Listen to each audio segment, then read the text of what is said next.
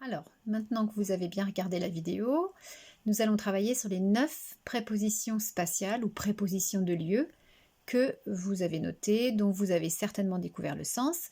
En allemand, on peut les nommer de différentes façons. Moi, j'ai choisi ici die Ortspräpositionen. Ort, ça veut dire le lieu. Donc, les 9 prépositions que vous avez notées, les voilà. Alors, le document, je l'ai choisi parce que vous avez une petite souris. Et si vous vous souvenez de la classe, j'espère que oui, c'est pas si loin quand même, cette petite souris, elle est au-dessus de mon bureau, là où il y a l'affiche de l'Allemagne qui a gagné la Coupe du Monde en 2014. Et c'est donc une petite peluche, et elle s'appelle Die Maus. Et Die Maus, elle est connue de toutes les générations d'Allemands, les anciens, les plus petits, parce que c'est l'héroïne d'un dessin animé, d'une émission qui s'appelle Die Sendung mit der Maus. Sendung, ça veut dire l'émission, S-E-N-D-U-N-G.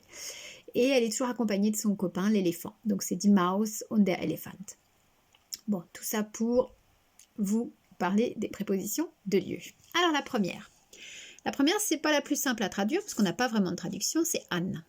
Anne qui va signifier, comme vous voyez pour la petite souris, contre. Voilà, ça veut dire que vous avez, vous êtes contre un mur, vous avez mis votre vélo contre un mur, contre le grillage. Donc il y a un contact.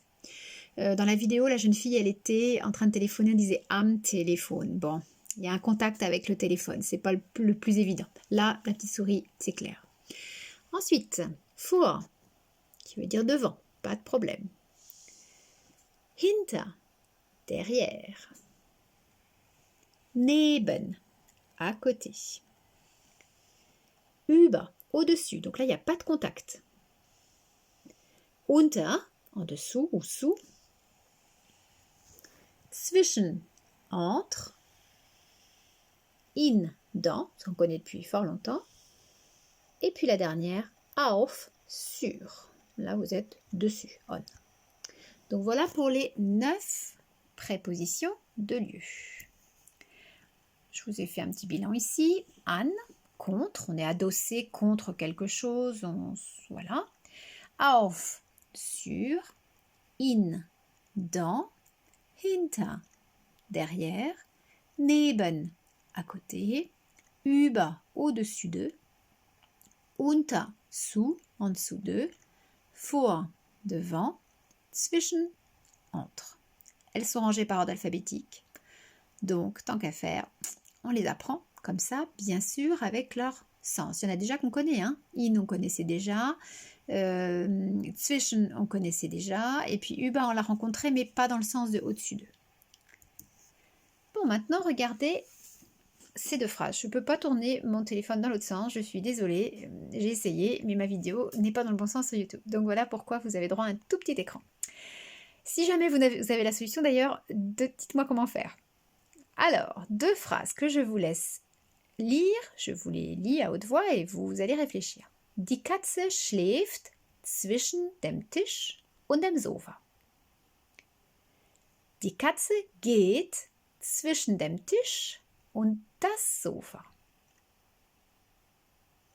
Alors, regardez bien, vous avez sans doute constaté des différences. Réfléchissez. Ah, perdu. Voilà. Alors, vous avez ici zwischen dem Tisch und dem Sofa. Alors qu'ici, vous avez toujours zwischen, mais là, on a den Tisch und das Sofa.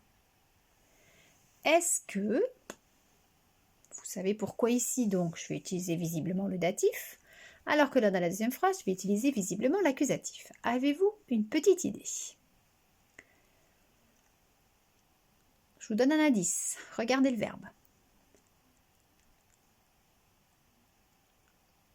Alors, ici, vous avez le verbe schlafen. Schlafen, c'est dormir. Le chat dort entre la table et le canapé. Vous n'avez absolument aucun déplacement. Ici, vous avez le verbe aller, gehen. Et gehen est un verbe de déplacement. Ça veut donc dire que ces prépositions de lieu, on ne va pas pouvoir les classer avec les prépositions qui sont suivies du datif ou les prépositions suivies de l'accusatif, qu'on connaît déjà, on va les revoir, mais on va dire que ces prépositions vont changer en fonction du verbe. Soit vous avez un verbe de déplacement, on utilise l'accusatif, soit vous avez un verbe de localisation, c'est-à-dire on ne bouge pas, on ne se déplace pas, et là vous avez le datif. C'est pourquoi on appelle ces prépositions des prépositions mixtes, parce qu'elles peuvent être suivies soit de l'accusatif, soit du datif. Tout dépend du verbe dont elles dépendent elles-mêmes. Alors, on connaît les prépositions plus accusatifs, on en connaît 5. Je vous les rappelle, dans votre tête peut-être, vous les avez encore, j'espère, hein. Sinon il faut les revoir absolument. Hein. Tout comme d'ailleurs les déclinaisons, parce que là vous allez en avoir besoin. Donc accusatif, on a durch, für, gegen, ohne, Retournez voir, c'est avec votre tableau de déclinaison côté grammaire. Plus datif, on a aus, bei, mit, nach, seit, von, zu. Et nous voilà maintenant avec nos 9 nouvelles prépositions qui sont mixtes, prépositions de lieu. Un dernier exemple. Die Katze ist hinter dem Mann. Le chat est derrière l'homme, datif, parce qu'on ne se déplace pas. Mais die Katze läuft hinter den Mann. Le chat court derrière l'homme. Là, vous voyez bien qu'il y a un déplacement, donc accusatif. Alles klar? Ich hoffe. Tschüss.